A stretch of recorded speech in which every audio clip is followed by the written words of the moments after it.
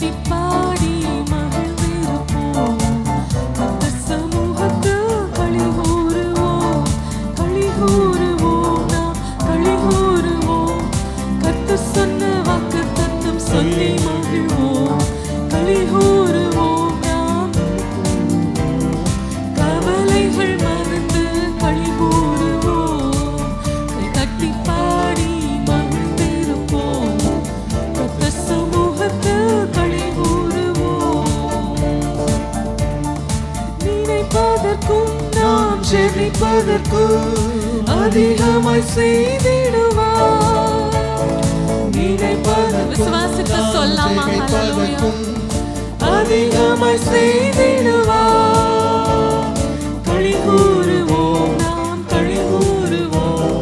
கர்த்தர் சொன்ன வாக்குத்தத்தம் சொல்லி மகிழ்வோம், களிகூருவோம், நாம் களிகூருவோம்.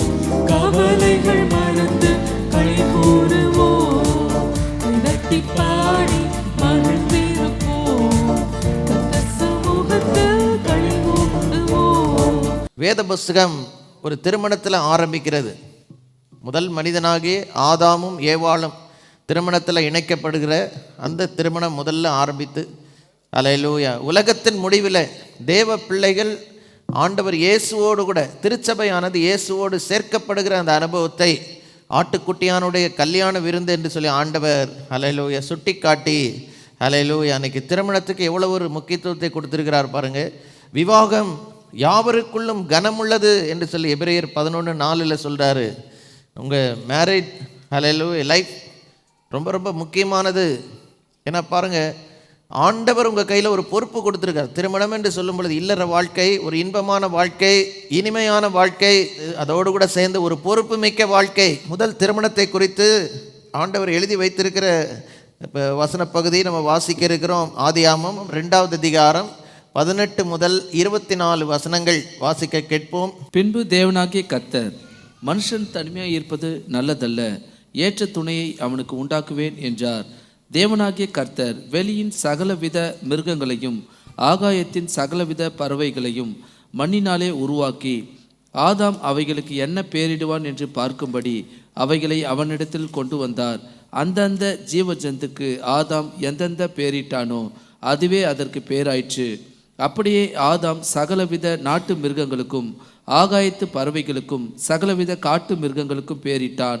ஆதாமுக்கோ ஏற்ற துணை இன்னும் காணப்படவில்லை. அப்பொழுது தேவனாகிய கர்த்தர் ஆதாமுக்கு அயர்ந்த நித்திரையை வரப்பண்ணினார். அவன் நித்திரை அடைந்தான். அவர் அவன் விலா எலும்புகளில் ஒன்றை எடுத்து அந்த இடத்தை சதையினால் அடைத்தார். தேவனாகிய கர்த்தர் தாம் மனுஷனில் எடுத்த விலா எலும்பை மனுஷியாக உருவாக்கி அவளை மனுஷனிடத்தில் கொண்டு வந்தார். அப்பொழுது ஆதாம், இவள் என் எலும்பில் எலும்பும் என் மாம்சத்தில் மாம்சமாய் இருக்கிறாள். இவள் மனுஷனில் எடுக்கப்பட்டபடியினால் மனுஷி எனப்படுவாள் என்றான். இது நிமித்தம் புருஷன் தன் தகப்பனையும் தன் தாயையும் விட்டு தன் மனைவியோடே இசைந்திருப்பான், அவர்கள் ஒரே மாம்சமாய் இருப்பார்கள். பைபிளில் பாருங்க, எல்லாமே முதல் முறை எப்படி ஆண்டவர் செய்து வைத்திருக்கிறாரோ, த லா ஆஃப் ஃபர்ஸ்ட் மென்ஷன்னு சொல்லுவாங்க. முதல் முறை எப்படி கொடுக்கப்பட்டிருக்கிறதோ, முதல் முறை எவ்விதமாக தேவன் அதை செயலாற்றி இருக்கிறாரோ, முதல் முறை எப்படி தேவன் நிறைவேற்றி நடத்தி இருக்கிறாரோ அது அவருடைய சித்தத்தை வெளிப்படுத்துகிறது. முதல் முறை நீங்கள் பார்க்கும் பொழுது திருமணம் எப்படி நடந்தது? ஆதாமுக்கு தேவனே ஒரு ஏற்ற துணையை உண்டாக்கினார். முதல்ல நல்லா புரிந்து கொள்ளணும், உங்கள் கூட இருக்கிற வாழ்க்கை துணை அல்லேலூயா தேவனால் கொடுக்கப்பட்டவன். மனுஷன் தனிமையாக இருப்பது என்ன இல்லை, திருமணம் ஆனது எதுக்காக அப்படின்னு சொல்லி முதல் காரணத்தை பார்த்தீங்கன்னா மனுஷனுடைய தனிமையை போக்க. அல்லேலூயா. ஒவ்வொரு மனுஷனும் தன் மனைவியோடு இசைந்து இணைந்து வாழணுன்றது ஆண்டுடைய திட்டம். தனிமையை போக்க.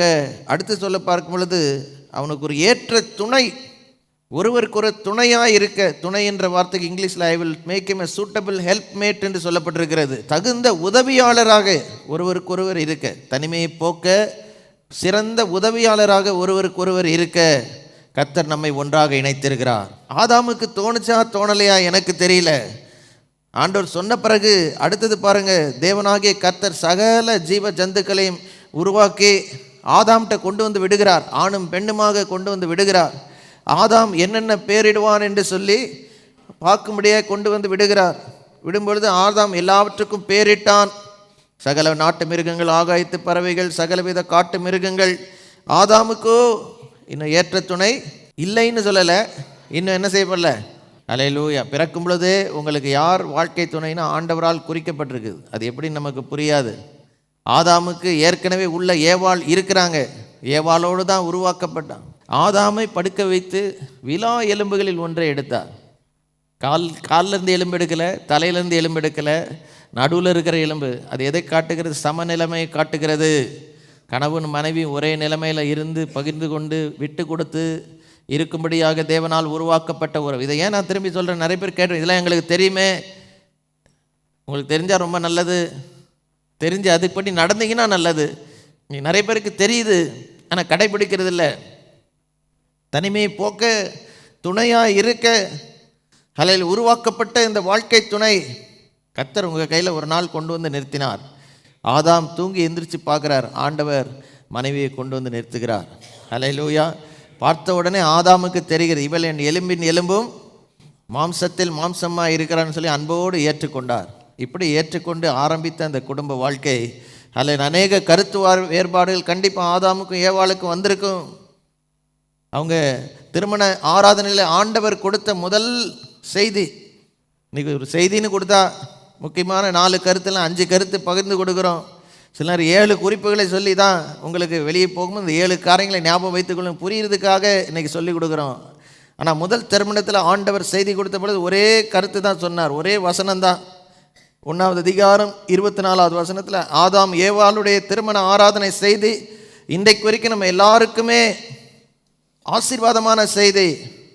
கல்யாணம் பண்ணி வச்சுட்டு ஆதாமை ஏவாளையும் பார்த்து மாத்திரமில்லை நம்ம எல்லாரையும் பார்த்து சொல்லுகிறார், இது நிமித்தம் புருஷனானவன் தன் தகப்பனையும் தன் தாயையும் விட்டு தன் மனைவியோடு இசைந்து இருப்பான், ஒன்றிணைந்து இருப்பான், அவர்கள் ஒரே மாமிசமாக இருப்பான். இது தேவனுடைய திட்டம். குடும்ப வாழ்க்கை ஆசீர்வாதமாக இருக்க வேண்டும் என்றால் அல்லேலூயா திருமணம் ஆன உடனே, ஒருவேளை உங்கள் பிள்ளைகளை கல்யாணம் பண்ணி கொடுத்த பெற்றோர்கள் இருக்கலாம், திருமணமான கணவன் மனைவி நீங்கள் இருக்கலாம். கல்யாணம் ஆன நாளில் எதுக்கு ஒப்புக்கொண்டு வருகிறீர்கள் என்றால், ஒவ்வொரு கணவனாக இருந்தால் அவனுக்கு அது வரைக்கும் பார்க்கும் பொழுது ஆண்டவருக்கு அடுத்த நிலைமை தகப்பன் தாய் இருந்திருப்பாங்க. கணவன்மாருக்கு உங்களுக்கு திருமணம் ஆன உடனே அல்லேலூயா ஆண்டவருக்கு அடுத்த ஸ்தானத்தில் உங்கள் மனைவிக்கு முக்கியத்துவம் கொடுக்க தீர்மானம் கொடுக்கணும். அல்ல இது போல் மனைவியாக இருந்தால் திருமணம் ஆகும் வரைக்கும் ஆண்டவருக்கு அடுத்த நிலைமையில் ஒருவேளை உங்கள் தகப்பன் தாய் இருந்திருப்பாங்க. கண்டிப்பாக திருமணம் ஆன உடனே அல்லேலூயா ஆண்டவருக்கு அடுத்த நிலைமையில் உங்கள் கணவர் வந்து விட வேண்டும். இப்படி அல்லேலூயா விட்டு தள்ளி விட்டு ஓடி போகிற வாழ்க்கை இல்லை. அல்லேலூயா தனியாக வந்து ஒரு வாழ்க்கை ஆரம்பிக்கிற ஒரு வாழ்க்கை தான் குடும்ப வாழ்க்கை. இன்றைக்கி நிறைய நேரத்தில் பாருங்கள், எல்லாத்துக்கும் அப்பா அம்மாவை தேடி அவங்க ஆதரவே தேடி போய்கிட்டு இருக்கும் பொழுது தான் நிறைய நேரம் என்ன வருது, பிரச்சனை வருகிறது, கருத்து வேறுபாடு வருது, வாழ்க்கை நரகமாகி விடுகிறது. அல்லேலூயா உறவுகளில் ப்ரையாரிட்டிஸ்லாம் முக்கியத்துவம் திருமண வாழ்க்கையில் உள்ளே பிரவேசிக்கும் பொழுது இனிமேல் ஆண்டவருக்கு அடுத்த நிலைமையில் என்னுடைய கணவன் என்னுடைய மனைவிக்கு தான் நான் முக்கியத்துவம் கொடுப்பேன். அல்லேலூயா எல்லாவற்றையும் வெளியரங்கமாக பேசுவேன்.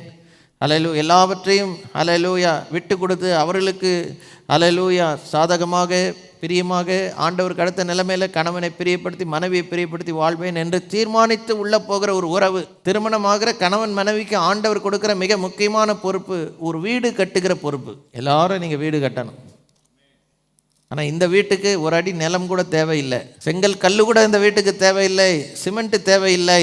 ரூத்தின் புஸ்தகம் 4ஆவது அதிகாரத்தில் ரூத்தும் போவாசும் திருமணமான நாளிலே அந்த ஊர் ஜனங்கள் அவர்களை வாழ்த்தி ஆசீர்வதித்ததாக பார்க்கிறோம். ரூத்து 4:12 இந்த பெண்ணிடத்தில் கர்த்தர் உனக்கு அருள் செய்ய போகிற சந்தானத்தினாலே உன் வீடு தாமார் யூதாவுக்கு பெற்ற பேரேசின் வீட்டை போல் ஆக கடவுது என்று சொல்லுகிறார். ஹல்லேலூயா. முந்தின வசனத்தில் இஸ்ரவேல் வீட்டை கட்டுவிட்ட 2 பேராகிய ராகேலை போலவும் லேயோளை போலவும் வாழ்ந்திருக்க செய்வாராக. இன்னைக்கு பார்க்கும் பொழுது வீடுன்னு சொல்லும் பொழுது பைபிளில் குடும்பத்தை குறிக்கிறது, குடும்ப உறவு, ஃபேமிலி. அல்லேலூயா. என்னுடைய தகப்பனார் எப்பயுமே சொல்லுவாங்க, பணம் இருந்தால் ஒரு வீட்டை கட்டலாம், ஆனால் கர்த்தர் உதவி செய்தால் மாத்திரமே குடும்பத்தை கட்ட முடியும். உங்கள் வீடு பெரிய டாம்பிகமான எல்லா வசதிகள் கொண்ட மாட மாளிகையாக இருக்கலாம், ஆனால் அங்கே சமாதானம் இல்லைன்னா அந்த வீடு நரகமாக இருக்கும். எத்தனையோ சினிமா ஸ்டார் பெரிய மாட மாளிகை ஸ்விம்மிங் பூல் வைத்து ஈசிஆரில் வாங்கி வச்சிருக்கிறாங்க, ஆனால் அந்த வீட்டில் இருக்க முடியவில்லை. பணத்தை முக்கியப்படுத்தி, உல்லாசத்தை முக்கியப்படுத்தி, கவர்ச்சிகரமான சிற்றின்பத்தை முக்கியப்படுத்தி திருமணத்துக்குள்ளே போகிறாங்க. மனைவிக்கு கணவனுக்கு உண்மையாக இருக்கிறது இல்லை, கருத்து வேறுபாடு இல்லை, கட்டின வீட்டில் கூட வாழ முடியல நிறைய பேர். அதில் உங்கள் குடும்பம் கட்டுகிற வேலையில் 2 பேரும் கவனமாக இருக்கணும். உங்கள் திருமண நாள் தான் உங்கள் குடும்பத்தின் கட்டுமான பணியினுடைய அடிக்கல் நாட்டு விழா. ஒரு அருமையான குடும்பத்தை கட்ட ஆரம்பிக்கிறீங்க. அல்லேலூயா. நம்பிக்கை ஊட்டக்கூடிய செயலை ஒன்று செய்யும் பொழுது ஒரு செங்கல் அந்த குடும்பத்தில் எழும்புகிறது. அல்லேலூயா. ஒருத்தருக்கு ஒருத்தர் விட்டு கொடுக்கும் பொழுது அந்த குடும்பம் அற்புதமாய் வளருகிறது.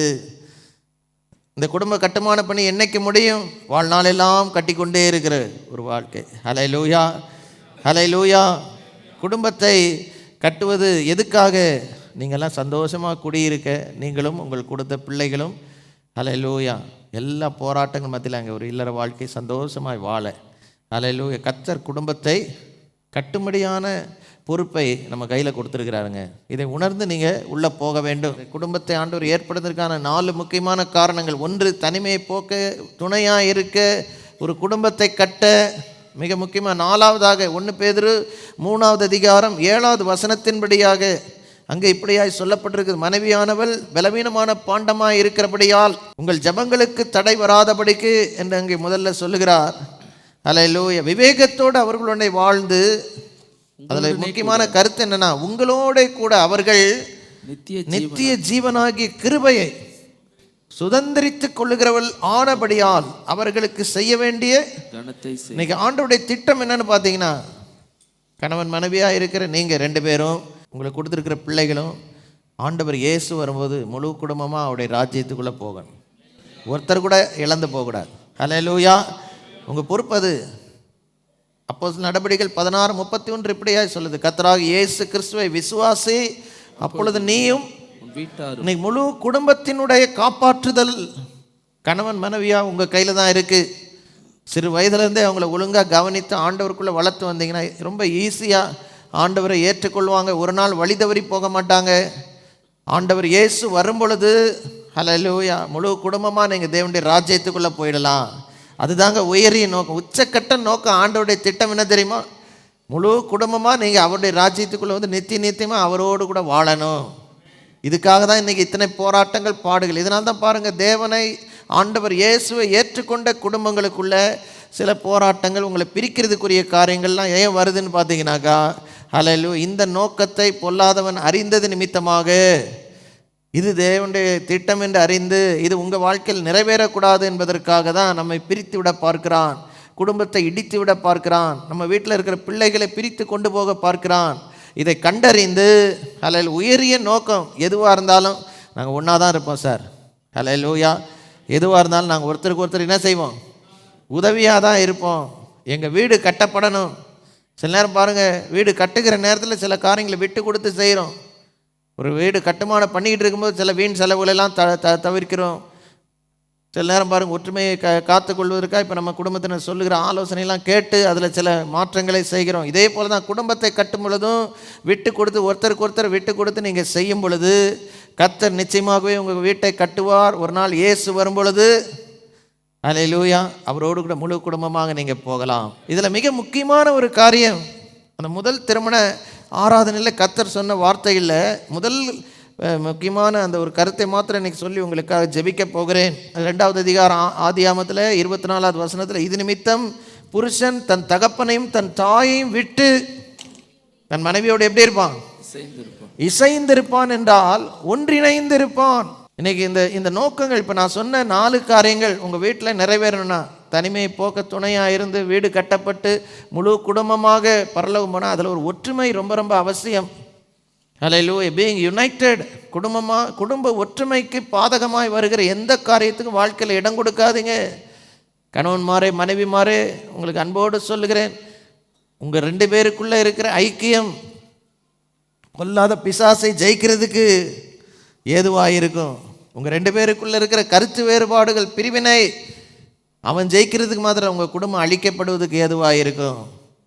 ஆகையால் இதில் ரொம்ப கவனமாக இருக்கணும். இங்கே தெளிவாக சொல்லுகிறார், இது நிமித்தம் புருஷன் தன் தகப்பனையும் தன் தாய், புருஷனை தான் சொல்லுகிறார். இதை சொல்லும்போது ஆதாமுக்கு அப்பா அம்மா இருந்தாங்களா, இல்லை ஏவாளுக்கு தான் இருந்தாங்களா? அவனுக்கு மாத்திரமில்லை, நம்ம எல்லாருக்கும் சொல்லியிருக்கிறாரு. ஹல்லேலூயா. கொஞ்சம் விலகி வந்து ஹல்லேலூயா மனைவியோடு ஒற்றுமையாக இருப்பதற்கு, கணவனோடு ஒற்றுமையாக இருப்பதற்கு முதல் முக்கியத்துவத்தை கொடுத்து, அவர்கள் எப்படி இருப்பாங்களாம்? ஒரே மாமிசமாய், they shall become one flesh. இன்றைக்கி என்னுடைய செய்தியின் தலைப்பு ஒற்றுமையான குடும்பம். யுனைடெட் ஃபேமிலியில் முதல் ஒற்றுமை எதில் வருதுன்னா, மாமிசத்தில் ஒற்றுமை. அவர்கள் எப்படி இருப்பாங்க? ஒரே மாமிசமாய் இருப்பார்கள். ஒவ்வொரு நாள்லையும் பாருங்கள், குடும்ப ஒற்றுமை வளர வேண்டும் என்றால் கரம் கோர்த்து மனைவியோடு கூட சேர்ந்து தேவனை நோக்கி பார்க்குற பழக்கம் இருக்கணும். இருக்கிறதுல மனைவி கையை பிடிக்கிறதுக்கு யாரும் வெக்கப்படக்கூடாது.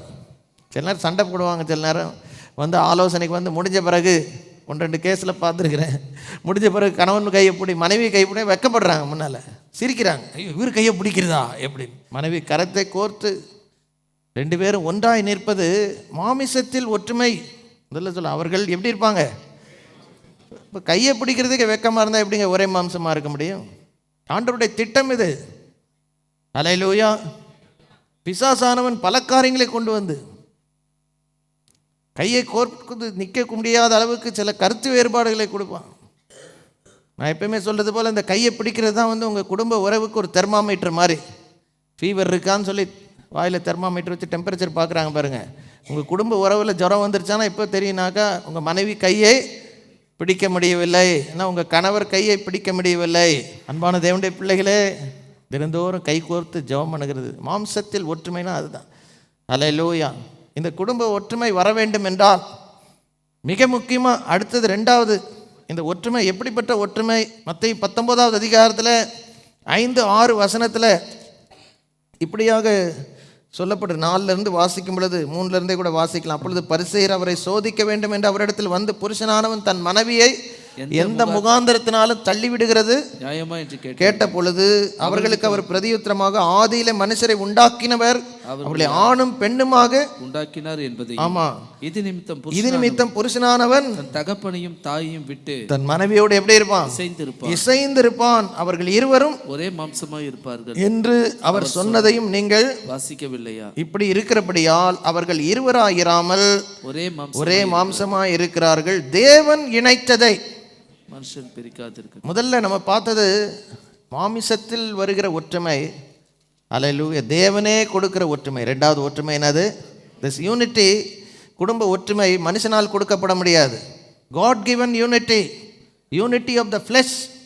Secondly, it is a unity given by God. இன்னைக்கு பாருங்க, திருமண உறவில் 2 பேர் மாத்திரம் போராடினா போதாது, 3வது குடும்ப தலைவராக ஆண்டவர் நிற்கணும் கூட. ஹல்லேலூயா. 1000 வீட்டை கட்டின சாலமோன் முடிவில் ஒன்று கண்டு கொண்டார். கர்த்தர் வீட்டை, அவர் சொன்னது பெரிய மாட மாளிகை அல்ல, பணம் இருந்தது. அவர்கிட்ட இருந்த பொண்ணுக்கும் வெள்ளிக்கும் அளவே கிடையாது. சாலமோனை பொறுத்த மட்டும் கீடு கட்டி கட்டி விட்டார். எத்தனை மாளிகை கட்டினாரோ, 1000 கல்யாணம் பண்ணினார். ஆனால் கடைசியில் சொன்னார், 1000ல் ஒருத்தையை கூட நான் காணலைன்றார். ஏன்? தானாக கட்டி முயற்சித்தார்.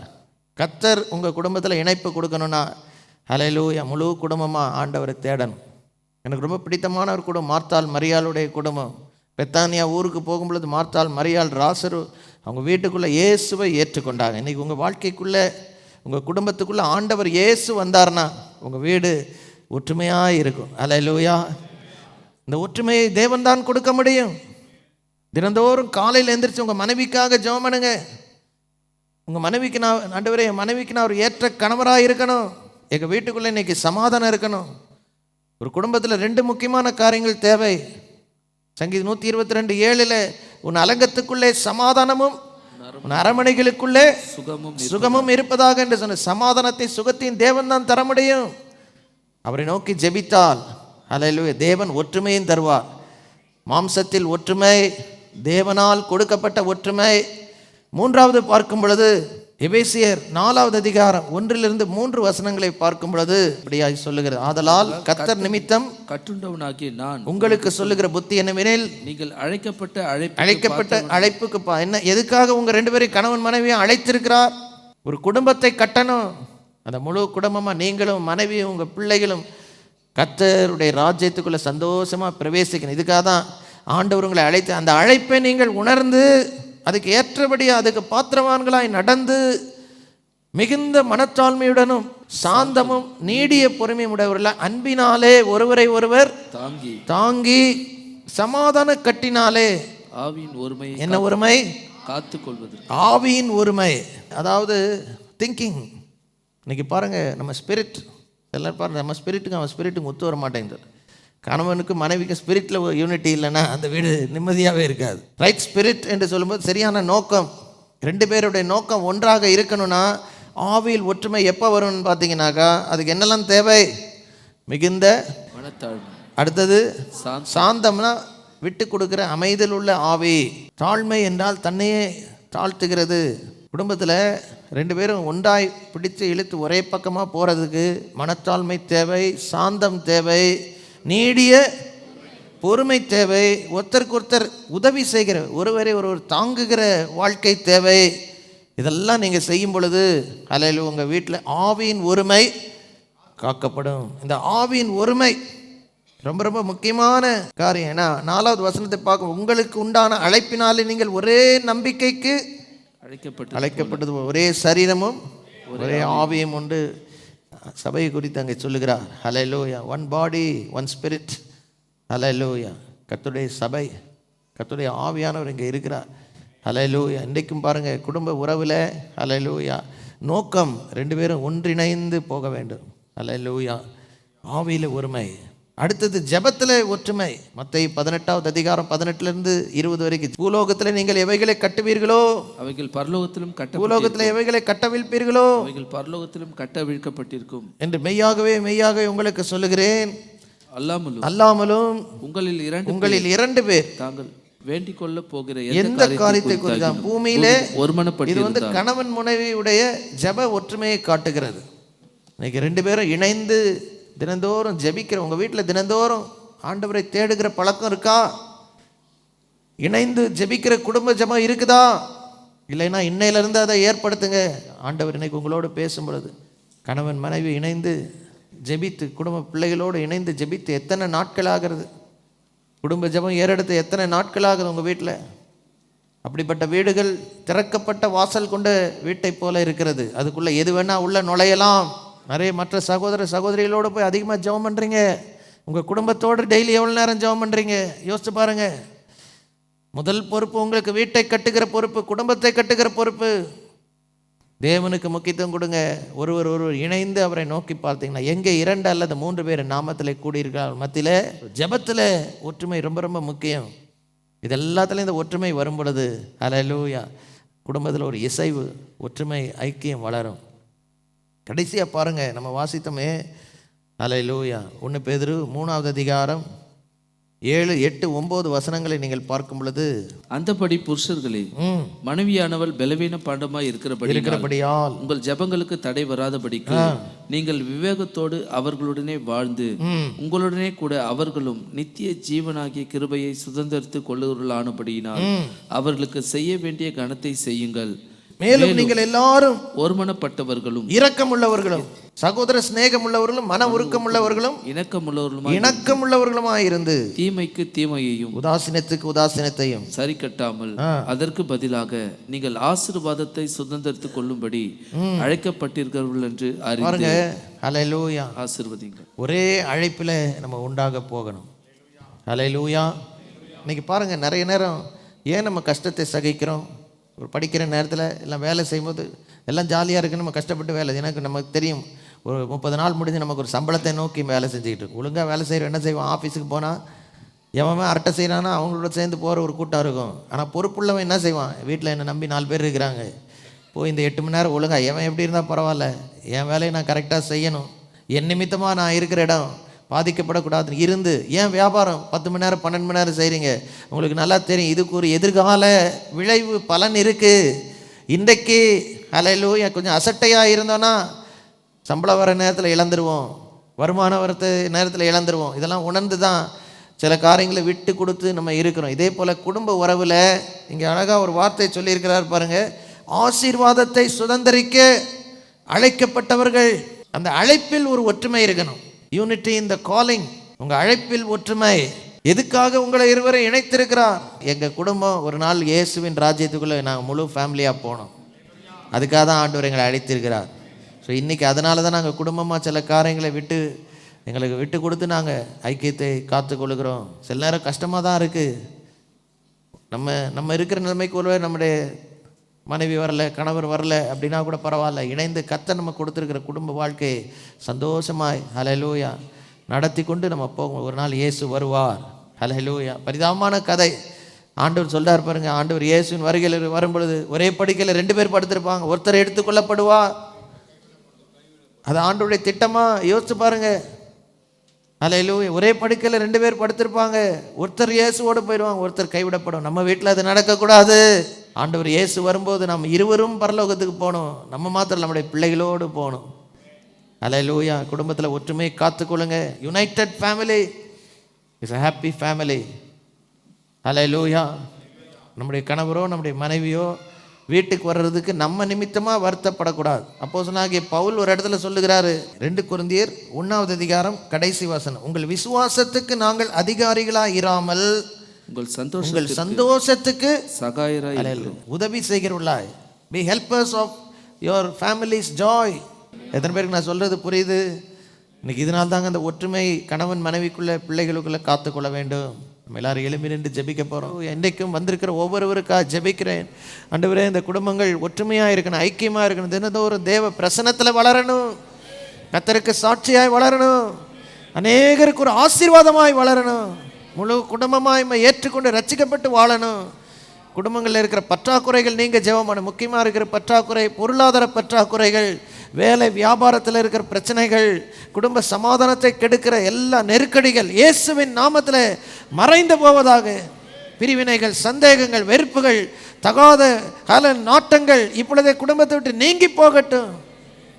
இன்றைக்கு இரவே ஒரு நல்ல ஒரு ஒப்புரவாக்குதலுக்குள் இவளை கொண்டு வந்து அழைத்து செல்லும்படியாக ஜெபிக்கிறேன். முக்கியமாக தகப்பனே, ஹல்லேலூயா, குடும்பத்தில் சில தடைப்பட்டு கிடக்கிற ஆசீர்வாதங்கள், ஆண்டவரே, வேலை இல்லாமல், சில நேரம் குழந்தை பாக்கியத்தில் தாமதம், ஆண்டவரே தகப்பனே, இன்னும் ஹல்லேலூயா எதிர்பார்த்து கொண்டிருக்கிற என்னென்ன ஆசீர்வாதம், கணவர் ரட்சிக்கப்படலையே, மனைவி ரட்சிக்கப்படலையே என்று நின்று ஏக்கத்தோடு நிற்கிற ஒவ்வொருவருக்காக ஜெபிக்கிறேன்.